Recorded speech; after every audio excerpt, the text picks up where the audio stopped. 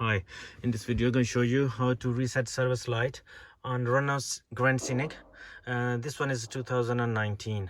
Okay, need to turn on the ignition and touch button, and the light showing is required a service light. Okay, so we need to turn off. Okay, press this on wiper stroke, press this down arrow to bring up the service require. Press and hold.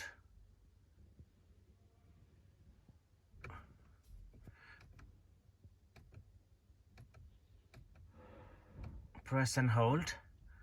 It will start flashing.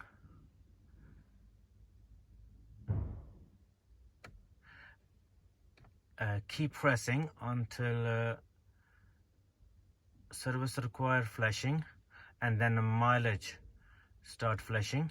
That's it, light gone off. Service light is disappear now. So that's all.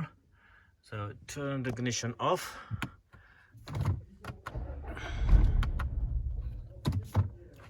Turn back on to check if the service light goes off.